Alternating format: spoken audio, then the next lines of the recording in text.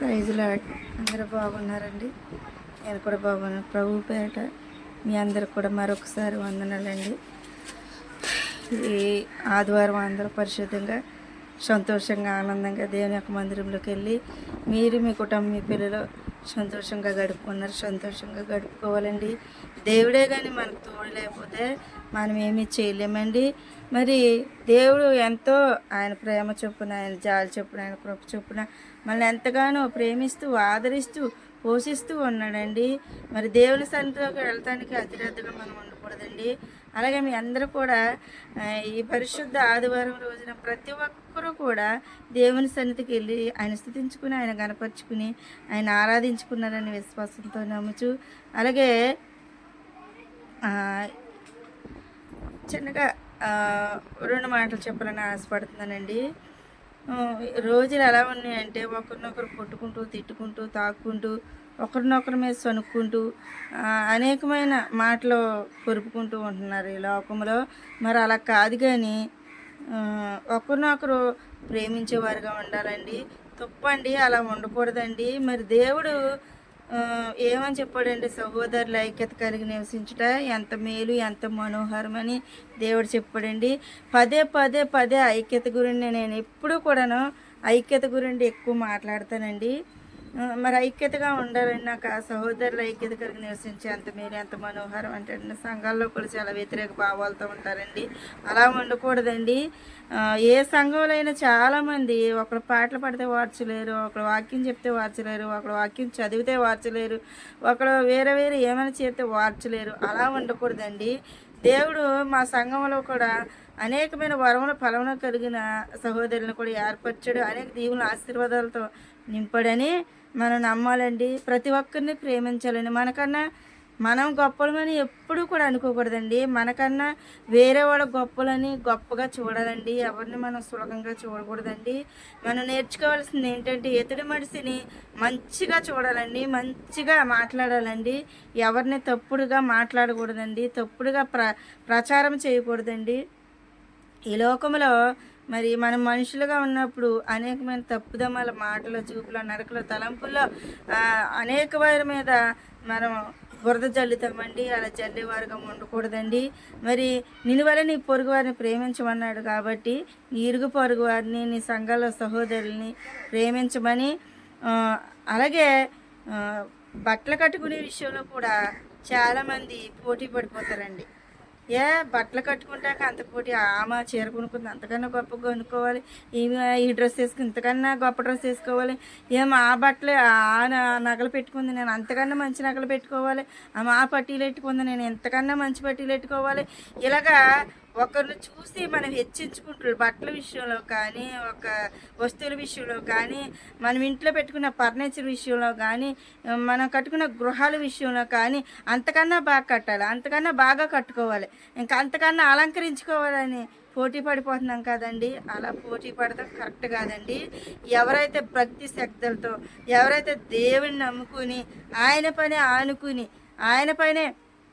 ఆయన కోసం ఎదురు చూస్తూ, ఎవరైతే హృదయపూర్వకంగా దేవుణ్ణి స్తుతించూ ఆరాధిస్తూ ఆయనతో కొనసాగుతున్న అటువంటి వారిని పోలి మనం నడవాలండి.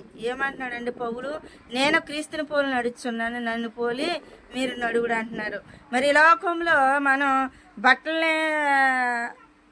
బట్టల వైపు చూసేవారుగా ఉన్నామా, నగల వైపు చూసేవారుగా ఉన్నామా, లేకపోతే ఇంట్లో ఫర్నిచర్ అలకయ్యని మేము కూడా వేసుకోవాలనే టైప్లో ఉన్నామో ఒక్కసారి ఆలోచించుకోండి. అవేమి మనకు శాశ్వతం కాదండి. హృదయ శుద్ధి గల వారు ధనులు, వారు దేవుని చూస్తారంటున్నారు. ఎవరైతే దేవుని పోలి దేవుళ్ళు నడుతున్నారో, ఎవరైతే అనేకమైన వరముల ఫలములు కలిగి ఉంటున్నారో వారిని మీరు శాంపుల్గా తీసుకుని అటువంటి వారికి మీరు పోటీ పడి నేనే బాగా అలా పోటీ పడి ప్రార్థనలో ఎదగండి. అలాగే వాక్యం చదువుతంలో ఎదగండి, పాటలు పాడటంలో ఎదగండి, అలాగే దేవుని పరిచర్యలో ఎదగండి. అలాగే అనేకమైన చర్చిలో అనేకమైన పాస్టర్ గారికి సహకరించండి, పాస్టర్ గారికి సహకరించండి. అలాగే సేవా పరిచర్యని సాగించండి. అలాగా దేవుడికి ఇష్టం. కానీ మనం ఈ లోకానుసరమైన ఆచారాలని మనం పట్టించుకుంటూ వాటిలో ఉంటే దేవుడికి ఇష్టం కాదండి. మరి బట్టలు, అనేకమైన నగలు, అవి ఇంట్లో ఉన్న ఫర్నిచరు, నిలువలే నీ పొరుగు అని దేవుడు ప్రేమించమంటున్నాడు కదా. పొరుగు మరి నిందలు, అపనిందలు, అవమానాలు వేయకూడదండి. అటువంటి వారిని పోలి మనం ఉండకూడదండి. నేను ఎందుకు చెప్తున్నానంటే, ఎవరమైనా ఐక్యత కలిగి ప్రేమ కలిగి ఉండాలనేదే నా ప్రేమ అండి. ఇరుగు పొరుగు వారిని మనం అంటకు సరిపోమండి, ఆ దేవుడికే సాధ్యమండి. నిజంగా ఒకవేళ ఎవరైనా ఏదైనా మేబీ మిస్టేక్ చేస్తారనుకో, ఆ దేవుడే చూసుకుంటాడండి. కాబట్టి మనం ఎప్పుడు ఎల్లప్పుడు నేడు నిరంతరము ఆయన స్థుతించుకుంటూ, ఆయన ఆరాధించుకుంటూ, ఆయన గణపరుచుకుంటూ, పౌలన్న రీతిగా నేను క్రీస్తుని పోలి నడుచున్నాను, మీరు కూడా నన్ను పోలి నడువుడు అంటున్నాడండి పౌలు.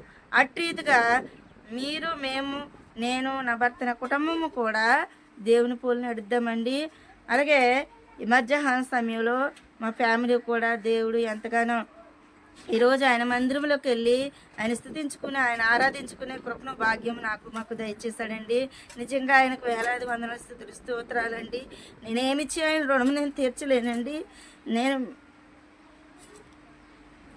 అంతంత మాత్రమైన బ్రతుకులండి. కానీ మమ్మల్ని అన్ని విషయాల్లో ఎంతగానో కాచి, కాపాడి, సంరక్షించి, పోషించి ఆయన ఎంతగానో మమ్మల్ని బలపరుస్తూ ముందుకు తీసుకెళ్తున్నాడండి. అందుకనే దేవుని యొక్క ప్రేమను అన్ని రుచి చూసి అనుభవపూర్వకంగా నేను ఈ మాటలు మీకు తెలియజేస్తున్నానండి. ఈ వీడియో చూస్తున్న ప్రతి ఒక్కరూ కూడా చక్కగా దేవుని పోలి నడవండి. చక్కగా ఇరుగు పొరుగు వారిని ప్రేమించండి.